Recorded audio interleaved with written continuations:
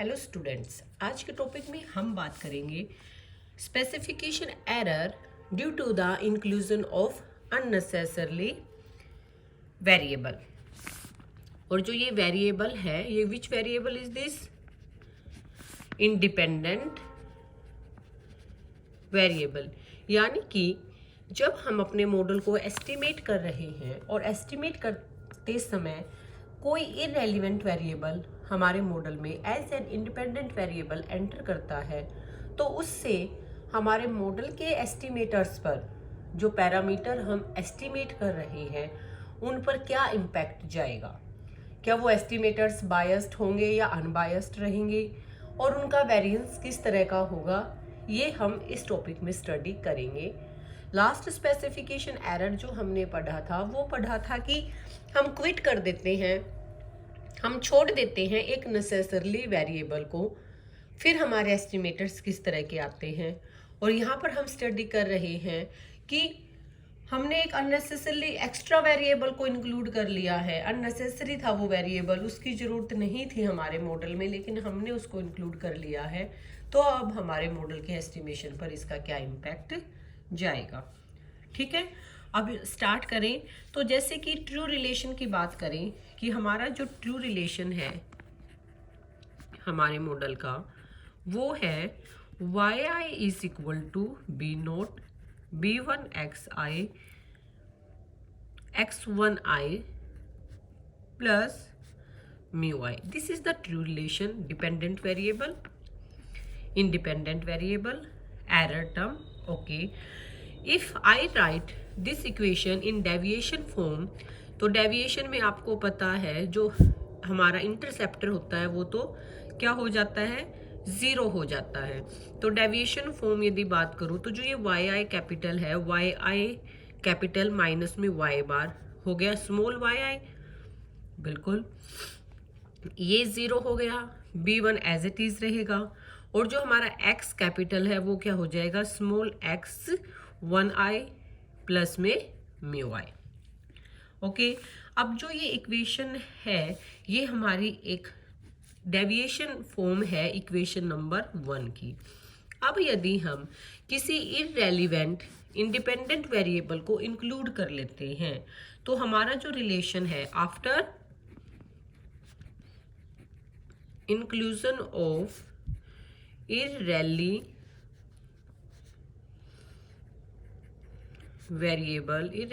Variable, हमारा जो relation होगा वो हो जाएगा, देखो यहाँ पर ये ट्रू था, इसमें हमने एक अननेसेसरी वेरिएबल इंक्लूड कर दिया है, तो रिलेशनशिप हो जाएगा B naught B one x one I plus B two X two I. This is that irrelevant variable which we have included in our model, and this is yi. Now write this equation number 2 also in deviation form. Deviation form में यदि मैं इस equation को लिखती हूँ तो ये वही small y is equal to B naught ज़ीरो हो जाएगा, b one x one i b two x small x two i plus mu i. अब हम ये मॉडल है एक वो मॉडल जिसमें एक इररेलेवेंट वेरिएबल इंक्लूड हो चुका है।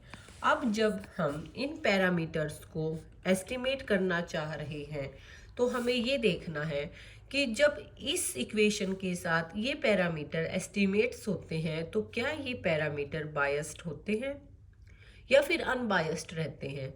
दूसरा देखना है कि वेरिएंस कैसा रहता है इनका। यदि अनबायस्ड रहते हैं और वेरिएंस स्मॉल रहता है तो इट मीन्स किसी तरह की कोई प्रॉब्लम नहीं आ रही है इररेलेवेंट वेरिएबल को इंक्लूड करने से। दूसरा, यदि इस इररेलेवेंट वेरिएबल को इंक्लूड करने के बाद हमारे जो एस्टिमेटर्स हैं या तो ये बायस्ड हो जाते हैं और या फिर ये अनबायस्ड रहें लेकिन वेरिएंस है वो मैक्सिमम हो जाता है, लार्ज हो जाता है, तो उससे क्या होगा कि हमारे जो एस्टिमेटर्स हैं वो एफिशिएंट नहीं रहेंगे। तो यहाँ पर बच्चे जो ये इनएफिशिएंसी आएगी एस्टिमेटर्स की, ये किसी एस्टिमेशन प्रोसेस में प्रॉब्लम की वजह से नहीं आएगी, बल्कि ये किस वजह से आएगी कि हमने जब अपनी इक्वेशन सेट की है, हमने जब अपनी इक्वेशन को स्पेसिफाई किया है, हमने उसी टाइम पे एक इररेलेवेंट वेरिएबल को इंक्लूड कर लिया है, इसलिए इसको स्पेसिफिकेशन एरर की प्रॉब्लम बोला जाएगा, मेजरमेंट एरर की प्रॉब्लम नहीं बोला जाएगा। आई होप ये कंसेप्ट क्लियर है कि एरर टू टाइप से आ सकते हैं। एक तो मेजरमेंट की वजह से आ सकते हैं कि आपने क्या मेथड लगाया, या फिर आपने जब उसको एस्टिमेट कर रहे थे तो आपसे क्या गलतियां हो गई। दूसरा जो रीज़न है वो होगा कि जब आप मॉडल को स्पेसिफाई कर रहे थे तो उस टाइम आपने जो प्रॉब्लम या जो भी आपसे गलती हुई वो आपकी स्पेसिफिकेशन एरर की प्रॉब्लम कहलाई जाएगी।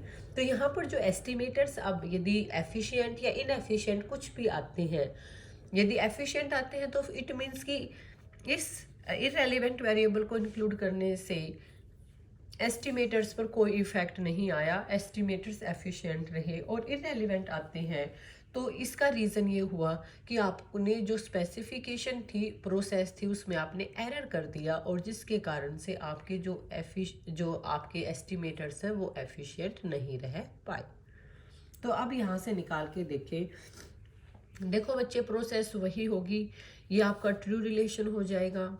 फिर आप एक एस्टिमेटेड रिलेशन लेंगे, उस जो है फिर एरर को मिनिमाइज करना होता है, ट्रू रिलेशन में से एस्टिमेटेड रिलेशन को निकालना होता है, उसका समेशन करना होता है, फर्स्ट ऑर्डर डेरिवेटिव निकालना होता है, और ऐसा करने से आपके B1 कैप की वैल्यू निकल कर आ जाती है। क्योंकि जो एस्टिमेटेड रिलेशन होगा वो तो यही होगा ना, yi is equal to B1 cap summation of x1i plus B2 cap summation B2 cap x2i। और जब हम एस्टिमेटेड एक मान कर चलते हैं लाइन, आपको याद होगा इस तरह से हम एक रिलेशन एस्टिमेटेड रिलेशन लेके चलते थे, उसमें हम अपने ui को कंसीडर नहीं करते थे। फिर हमें क्या करना होता है, मिनिमाइज करना होता है yi माइनस में yi कैप के डिफरेंस को, है ना, जो हमारा एरर है उसको मिनिमाइज करना होता है। फिर हम इसका स्केयर करते हैं, और फिर यहाँ पर वैल्यू पुट करते हैं, yi सेम रहता है, और yi कैप की वैल्यू पुट करते हैं, और फिर हम उसका फर्स्ट ऑर्डर डेरिवेटिव निकालते हैं, एक बार B1 कैप के रिस्पेक्ट में और एक बार B2 कैप की रिस्पेक्ट में। तो ये सब प्रोसेस आपको यहाँ पे करके दिखाने की ज़रूरत नहीं है, आप यहाँ पर सिर्फ इतना बता सकते हैं कि ये आपका yi इक्वेशन है इररेलेवेंट वेरिएबल को इंक्लूड करने के बाद, और ये उसकी डेविएशन फॉर्म वाली इक्वेशन है। और अब यहाँ से जब आप ये इसकी एस्टिमेटेड इक्वेशन है, और यहाँ से जब आप इसका फर्स्ट ऑर्डर डेरिवेटिव की हेल्प से वैल्यू ऑफ B1 कैप निकालते हैं तो वो वैल्यू क्या आती है। अब आप एक चीज़ ध्यान से देखिए, जब आप अपने शुरू में आप OLS पढ़ रहे थे तो yi B0 B1 xi plus mu i थी आपकी इक्वेशन। वहाँ से जब B0 कैप की वैल्यू आप निकालते थे, summation of xi yi upon summation of xi का स्केयर होती थी ना। तो यहाँ पर B1 कैप की जो वैल्यू होगी वो क्या होगी, ऐसे ही देखें, यहाँ पे है समेशन ऑफ xi yi, हमारे पास यहाँ पे है समेशन ऑफ, क्योंकि हम B1 कैप की निकाल रहे हैं तो जो B1 कैप की मल्टीप्लिकेशन में वेरिएबल है वही आएगा, ठीक है। तो क्या हो गया, समेशन ऑफ x1i, और साथ में क्या हो जाएगा बच्चे, yi, यहाँ पे भी होता था ना xi yi, साथ में हो गया yi माइनस बड़ी इक्वेशन बनेगी, क्योंकि एक जो आपकी एस्टिमेटेड इक्वेशन है वो एक बड़ी इक्वेशन है। ये देखो yi में से जब आप इस एस्टिमेटेड इक्वेशन को माइनस करते हो तो यहाँ पे 2 वेरिएबल्स हैं, इसलिए B1 कैप की भी जो वैल्यू बनेगी वो एक बिग वैल्यू बनेगी। अब देखिए, पहले इसी को देख ले, यहाँ पे आपने लिख दिया summation of x1i yi upon में समेशन ऑफ xi का स्केयर, xi मतलब यहाँ पे 1i है, समीशन ऑफ x1i का स्केयर। अब इसको मैं ये आपको याद रखने का एक तरीका बता रही हूँ कि आपको इस वैल्यू को याद कैसे रखना है, और आपको निकाल के दिखाना है तो वो भी मैं आपको बता चुकी हूँ, आप निकाल के देख लेना। तो यहाँ पे देखिए, इसको आप क्या कर दें, मल्टीप्लाई कर दें इस पूरी इक्वेशन को समीशन ऑफ x2, दूसरा क्या है हमारे पास x2i स्केयर से, और नीचे भी आप इसी से इसको क्या कर दे, मल्टीप्लाई कर दे समीशन ऑफ x2i स्केयर से। अब आगे चलिए, अब माइनस में, अब माइनस जो आप करोगे समीशन ऑफ x1i yi। मैंने गैप इसलिए, ये मैं आपको एक रिलेट करके आपको फॉर्मूला लिखना बता रही हूँ कि इसकी वैल्यू ये आती है, अदरवाइज आप नॉर्मली भी याद रख सकते हैं। अब ये मैंने दूर दूर लिखा है, लेकिन लिखा क्या है, summation of x1i yi upon में क्या लिख रही हूँ, समीशन ऑफ यही same value summation of x1i summation और x2i summation of x1i x2i whole का स्केयर। और यहाँ भी मैं क्या कर रही हूँ, इसको क्या कर रही हूँ मैं, समीशन ऑफ x2i से मल्टीप्लाई कर रही हूँ। समीशन तो ऑलरेडी लगा हुआ है, तो यहाँ पर x2i लिखने से परेशानी होगी, तो मैं इसको x2i बना देती हूँ, इसको x1i बना देती हूँ, और यहाँ पर भी मैं इसको समीशन ऑफ x2i बना देती हूँ और इसको yi बना देती हूँ। तो ये आपकी क्या आई है बच्चे, वैल्यू निकल कर आई है b1 कैप की। ये क्या निकल के आई है, b1 कैप की वैल्यू निकल कर आई है। सिंपली आपको पता है डेरिवेटिव लेने पर यही वैल्यू निकलती है, summation of xi yi upon में समीशन ऑफ xi स्केयर। दोनों तरफ क्या कर दिया गया है, समीशन ऑफ x2i स्केयर से मल्टीप्लाई कर दिया गया है, क्योंकि एक जो डेरिवेटिव निकाल लेंगे हम उसमें हमारे पास दूसरा वेरिएबल भी है, तो वो दूसरा वेरिएबल भी इंक्लूड है। यहाँ पर देखो, ये इस आंसर में आया हुआ है। यहाँ पर क्या है, summation of 2i x1i summation of 2i yi mine upon में क्या था, इसी के साथ माइनस में जो ये वैल्यूज थी सेम थी, लेकिन होल का स्केयर कर दिया था, समीशन ऑफ x2i x1i और पूरे का स्केयर। ये आपको या तो याद रखें या आप इसका डेरिवेटिव निकाल कर दिखाएं। अब ये आपके पास वैल्यू आ गई है b1 कैप की। अब हम क्या करेंगे, जो ये वैल्यू आई है b1 कैप की, इसमें जो ये yi है बच्चे, इस yi की जगह पर हम अपना ये रिलेशन रखेंगे। इस yi पर हम क्या रखेंगे, अपनी वैल्यू रखेंगे yi की, ये वाली वैल्यू, ट्रू वैल्यू। ओके, अब हम जब इसमें ये वैल्यू रखेंगे तो क्या हो जाएगा, b1 cap is equal to, ये एज इट इज रहेगा, समीशन ऑफ x2i का स्केयर, ठीक है, समीशन ऑफ x1i yi की वैल्यू क्या है, b1 x1i प्लस म्यू आई। ओके, यहाँ पर सेम रहेगा, summation of x2i x1i summation of x2i yi की वैल्यू फिर से रख दी मैंने, b1 x1i प्लस म्यू आई।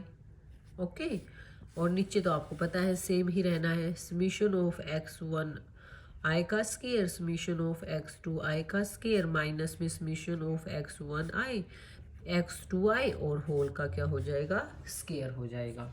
इसके बाद अब हम बात करेंगे, इसको हम मल्टीप्लाई करेंगे बच्चे, इससे भी और इससे भी, यहाँ पर भी इसको इससे भी मल्टीप्लाई करेंगे और इससे भी मल्टीप्लाई करके देख लेते हैं। b1 cap is equal to, b1 को मैं बाहर ले आऊँ, जब मैं इस सारे को आपस में मल्टीप्लाई कर रही हूँ, ठीक है, तो b1 मेरा आ गया आउटसाइड।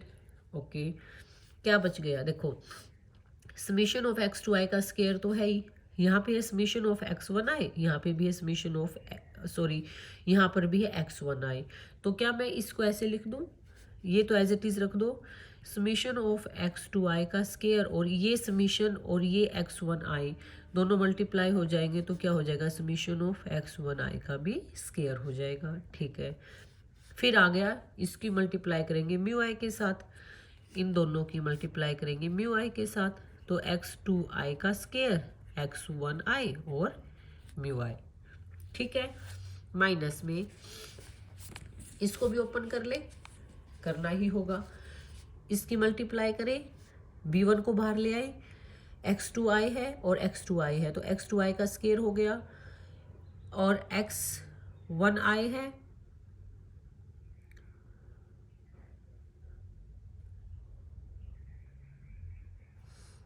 और x1i है, तो x1i का भी एक तरह से स्केयर हो गया। या फिर लेकिन बच्चे ये यहाँ पे इसके साथ एक ही समीशन है, अलग से नहीं है। यहाँ पे तो अलग से समीशन था ना, तो ऐसे नहीं होगा। कैसे होगा देख लेते हैं। देखो b1 बाहर आ गया, ठीक है।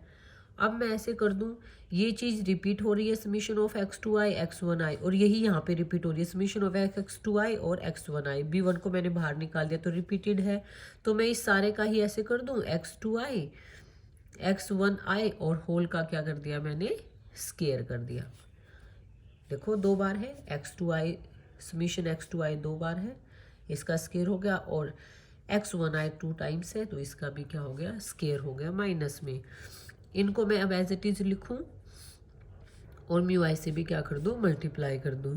समीशन ऑफ x2i x1i और समीशन ऑफ x2i और म्यू आई।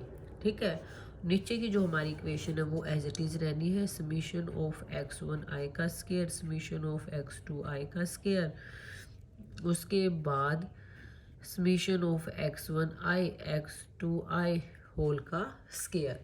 देखो बच्चे, आपकी बुक में शायद ये जो i है ना, इसको इन्होंने गायब कर दिया है, सिर्फ x1 और x2 लिख के चलेगा। ये शुरू में तो लिया है लेकिन बाद में गायब कर दिया है, ताकि थोड़ा कॉम्प्लिकेशन सी ना आए इसको बार बार लिखने में। लेकिन मुझे नहीं लग रहा, यदि आपको ये चीज़ समझ आई हुई है तो इसको उतारने में कोई दिक्कत हो रही है। आप इसको i को साथ में कंसिडर करना चाहे कर लो, ना करना चाहे मत करो। अब ये देखिए बच्चे, अब आप यहाँ पर मैं आपको कुछ दिखाऊं। अब ये जो b1 है, ठीक है, और यहाँ पे भी b1 है, दोनों में से b1 को मैं कॉमन ले सकती हूँ। b1 cap is equal to b1 मैंने क्या कर लिया, कॉमन ले लिया। b1 को कॉमन लेने के बाद मेरे पास एक ये चीज़ है, ये एज इट इज़ रहेगी, और यहाँ पर b1 के साथ सिर्फ b1 वाली इक्वेशन कंसीडर कर रही हूँ मैं, this one and this one. b1 को मैंने कॉमन ले लिया, तो अंदर क्या बचा, x2i का स्केयर समीशन ऑफ x2i का स्केयर समीशन ऑफ x1i का स्केयर, फिर माइनस ये वाली चीज़ अभी मैं कंसीडर नहीं कर रही, सिर्फ जिसके साथ b1 है वही इक्वेशन कंसीडर कर रही हूँ। माइनस क्या है, समीशन ऑफ x2i, ओके, और x1i होल का क्या है बच्चे, स्केयर। ठीक है, ऐसे लिख लो। अब हमारे पास बच क्या गया, प्लस हमारे पास बच गया यहाँ से समीशन ऑफ x2i का square summation of xi 1i sorry, हाँ, म्यू आई, और माइनस में this one summation of x2i x1i summation of x2i और म्यू आई। अपॉन में रह गई सेम चीज, समीशन ऑफ x1i का स्केयर समीशन ऑफ x2i का square minus summation of x1i और x2i होल का स्केयर। अब एक बात देखिए, क्या मैं ये इक्वेशन है प्लस में, ये इक्वेशन है अपोन में, ये है, क्या मैं इसको सेपरेट करके लिख सकती हूँ, इसके अपोन में और इसके अपोन में? यस, मैं लिख सकती हूँ, और अब मैं लिख भी रही हूँ, आप देख लीजिए। अब हो जाएगा b1 cap is equal to, क्या था, b1 था हमारे पास, फिर समीशन ऑफ x1i का स्केयर समीशन ऑफ x2i का स्केयर था माइनस समीशन ऑफ x1i और x2i होल का स्केयर अपॉन में सेम चीज़ थी, लिखे समेशन ऑफ x1 i का स्क्वायर x2 i का स्क्वायर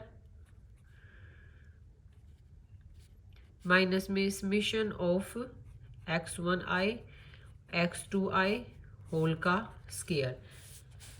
यस, आप ठीक समझ रहे हो, पूरी की पूरी इक्वेशन यहाँ से कैंसिल होके जानी है, लेकिन पूरा कर ले इसको।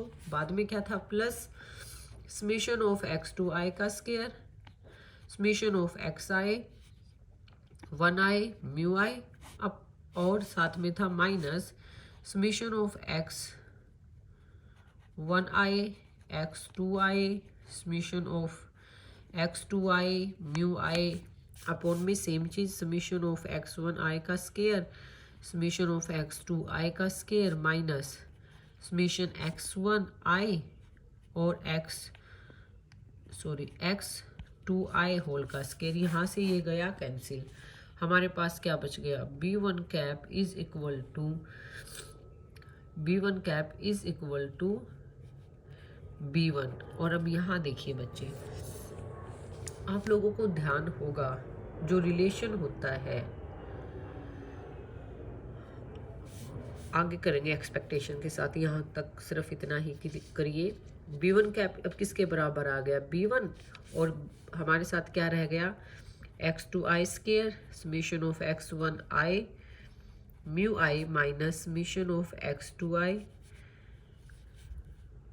Okay x1i x2i mu i और अपॉन में रह गई सेम चीज समेशन ऑफ x1i का स्क्वायर x2i का स्क्वायर x1i x2i होल का स्क्वायर। अब taking expectation on both side, क्योंकि हमें ये देखना है ना कि बायस्ड है या नहीं है। Taking expectations on both sides, जब हम एक्सपेक्टेशंस लेंगे तो b1 cap is equal to expected value of b1, और यहाँ पे एक्सपेक्टेशन लेंगे बच्चे तो आप सभी को पता है एक्सपेक्टेशन ऑफ म्यू आई क्या होती है, 0 होती है। तो जब हम एक्सपेक्टेशन लेंगे तो एक्सपेक्टेशन ऑफ म्यू आई और एक्सपेक्टेशन ऑफ म्यू आई क्या बना देंगे, इस टर्म को पूरी को 0 बना देंगे। तो यहाँ से क्या निकल के आ गया, b1 cap is equal to, क्योंकि ये ट्रू रिलेशन का पैरामीटर है और ट्रू रिलेशन के पैरामीटर की एक्सपेक्टेड वैल्यू क्या होती है, वही सेम होती है। तो यहाँ से निकल कर आ गया expected value of b1 cap is equal to b1, यानी कि जब हम एक इररेलेवेंट वेरिएबल को इंक्लूड कर रहे हैं तो जो एस्टिमेटेड पैरामीटर की वैल्यू है वो क्या रहती है, अनबायस्ड रहती है। अब ये तो मैंने आपको b1 कैप का करके दिखाया है, अब आप b2 कैप का भी करके देखें। b2 कैप में भी आपके पास क्या आ रहा है, सेम चीज निकल के आएगी बच्चे। b2 कैप में भी आपकी जो आंसर निकल के आएगा वो ये निकल के आएगा कि summation of x1i square summation of x2i yi, ठीक है, वही होता है ना समेशन ऑफ xi yi, वही है। अब की बार हम किससे मल्टीप्लाई करेंगे, x1, यही होता है b2 की वैल्यू यही तो होगी, summation of x2i yi upon में समेशन ऑफ x2i का स्क्वायर। लेकिन यहाँ पर क्योंकि x1 भी साथ वेरिएबल है तो इसी से इसको मल्टीप्लाई करेंगे और इसी से इसको क्या करेंगे, डिवाइड करेंगे। फिर साथ में क्या था, अब जब हमने पीछे वाला किया है, जब हम b1 कैप की वैल्यू निकाल रहे थे ये इसी तरह हो गया, यहाँ पे 2i आ गया, यहाँ पे 1i आ गया, क्योंकि यहाँ पे b1 कैप की वैल्यू थी, वहाँ पे b2 कैप की वैल्यू है, और बाद वाली चीज़ें क्या रहेंगी, सेम रहेंगी। ऐसे ही x2 x1 ये सेम आएगा। तो माइनस में अब हमारे पास क्या आ गया, यहाँ पे ऊपर क्या आ गया, summation of x1i x2i summation of x1i yi, और नीचे क्या होता है माइनस में समेशन ऑफ x1i x2i और होल का स्क्वायर। अब इसमें भी हम क्या करेंगे बच्चे, yi की जगह पे ट्रू रिलेशन, yi की जगह पे जो हमारी ट्रू रिलेशन वाली वैल्यू थी क्या थी, b1 x1i प्लस म्यू आई, वो पुट करेंगे। वो पुट करके जैसे हमने इसको सोल्व किया है, यहाँ पे वैल्यू पुट की थी बिल्कुल, फिर हमने इसको सोल्व किया था, ऐसे ही आप क्या करेंगे, इस B2 कैप की वैल्यू को सोल्व करेंगे। और ये काम आप अपने आप से करेंगे, ठीक है।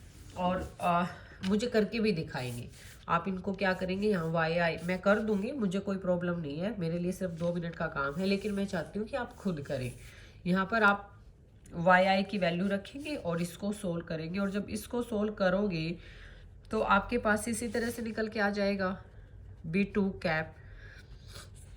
जैसे आपके पास B1 कैप की वैल्यू निकल के आई थी, यहाँ पे आपके पास B1 आया था, तब आ जाएगा आपके पास B2 प्लस, यहाँ पर आपके पास जहाँ पे 2 1 है ना बच्चे, वहाँ पे 1, जहाँ पे 2 आई है वहाँ पे 1 आई हो जाएगा, बाकी चीज़ें सेम रहेगी।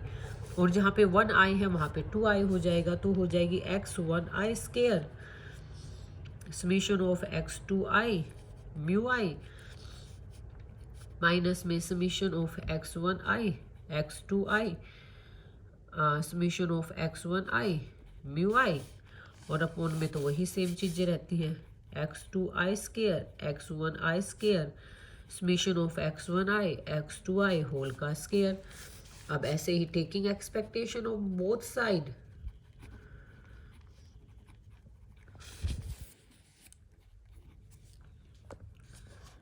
जब taking expectations on both side आएगा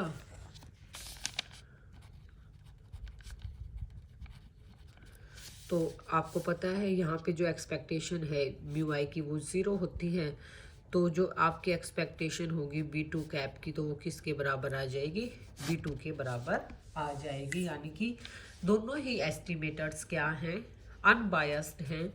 जब आपने इररेलेवेंट वेरिएबल को इंक्लूड किया है तो आपके एस्टिमेटर की बायसनेस पर उसका कोई इफेक्ट नहीं जाता। लेकिन फिर प्रॉब्लम कहाँ पर आती है, प्रॉब्लम आती है वेरिएंस की। जब हम वेरिएंस निकालते हैं तो तब देखते हैं क्या होता है।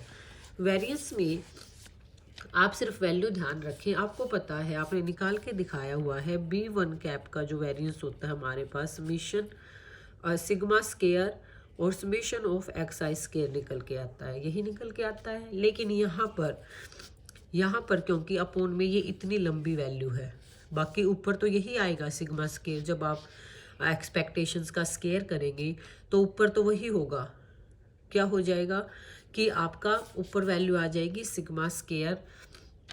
यदि हम यहाँ की बात करते हैं इररेलेवेंट वाले वेरिएबल की, ये तो आपका नॉर्मल वेरिएबल था, तब आपने वेरिएंस निकाला था। यहाँ पर जो आपका वेरिएंस आता है B1 कैप का जो वेरिएंस आता है वो आता है आपका यहाँ पर एज इट इज़ ये आएगा, ऊपर तो सेम आएगा म्यू आई, इसको भी म्यू आई हम दिखा देते थे, लेकिन नीचे जो वैल्यू है अब वो हमारे पास समेशन ऑफ XI स्केयर ना होकर एक लंबी वैल्यू है। क्या वैल्यू है हमारे पास नीचे,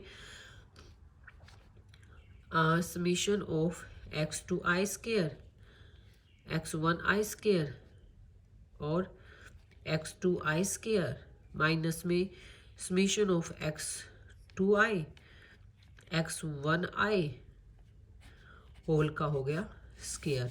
अब एक बात ध्यान से देखिए बच्चे, यहाँ पर इसको, क्योंकि ये ठीक है, ये वेरिएंस है B1 कैप का, इसमें कोई प्रॉब्लम नहीं है, लेकिन हम इसको और आगे तक थोड़ा सा कैलकुलेट करें। अब जो इसका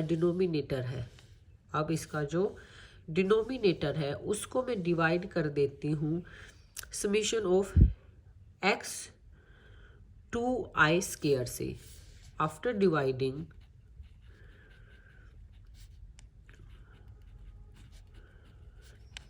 डिनोमिनेटर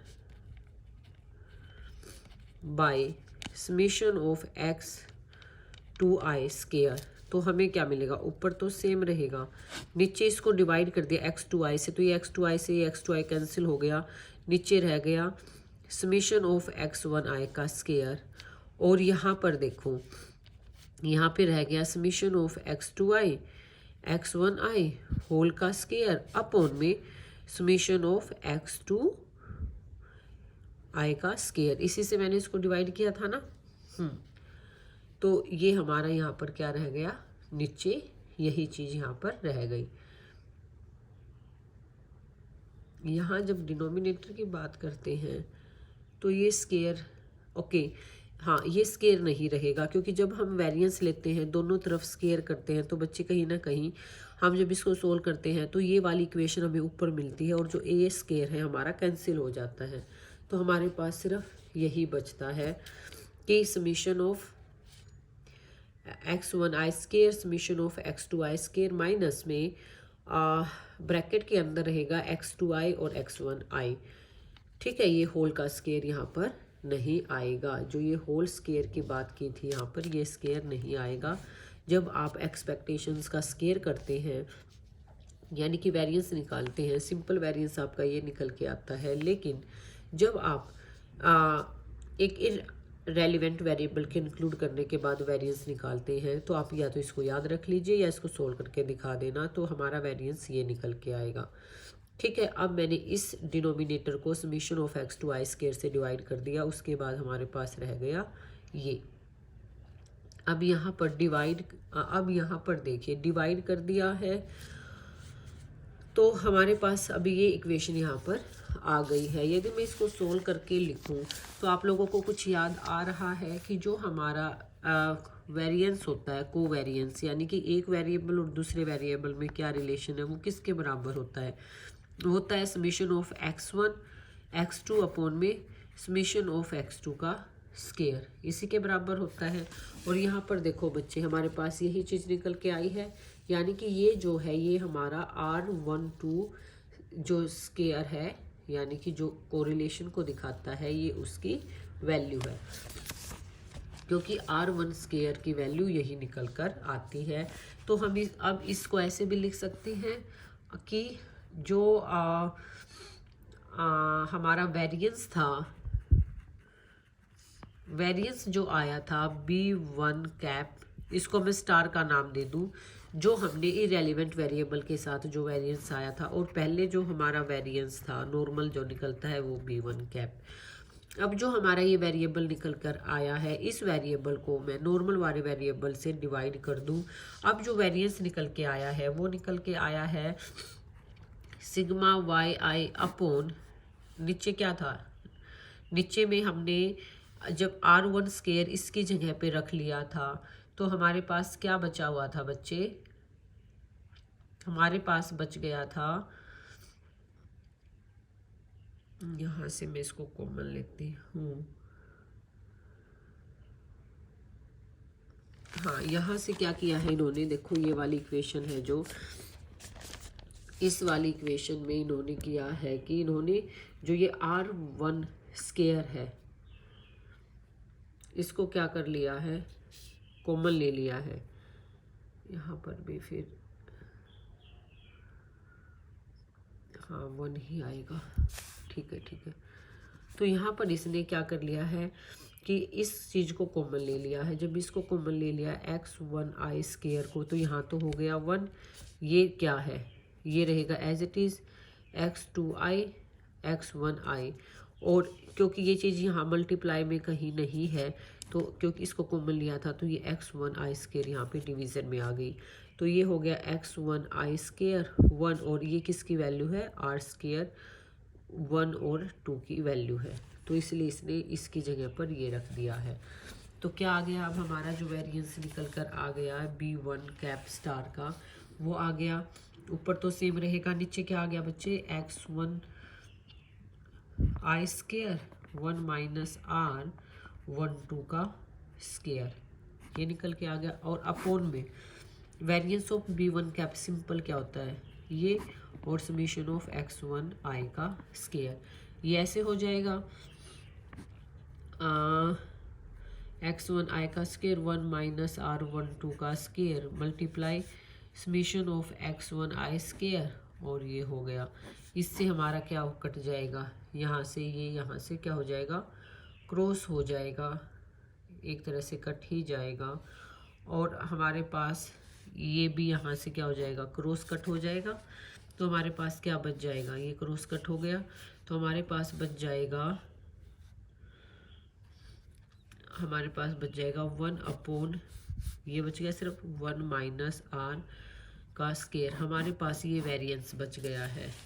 जब ये वेरिएंस निकल कर आया था, जब दोनों वेरिएंस को एक दूसरे से हमने कंपेयर किया तो हमारे पास सिर्फ ये चीज़ निकल कर आ गई है। ये चीज़ क्या दिखाती है?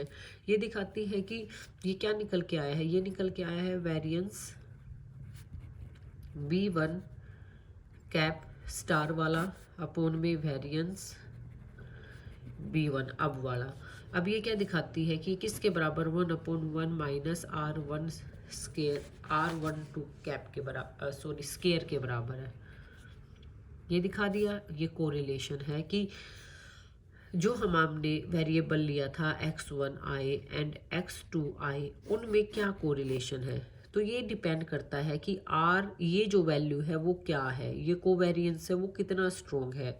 तो यहाँ पर यदि बच्चे ये कोवेरिएंस है जो आपका R12 ये 0 से ज़्यादा है और 1 से कम है, तो इट मीन्स यदि ऐसा है तो ये वाला जो वेरिएंस है ऊपर वाला वेरिएंस है जो B1 कैप स्टार का, वो ज़्यादा हो जाएगा variance of B1 star cap से, B1 कैप से। और यदि बच्चे यदि ये रिलेशन है जो ये 0 है, यदि ये 0 के बराबर है, फिर क्या है? फिर तो ये वेरिएंस और ये वेरिएंस दोनों ही बराबर है। यदि ये 0 है तो ये 1, ये इधर आके दोनों क्या हो गए? बराबर हो गए।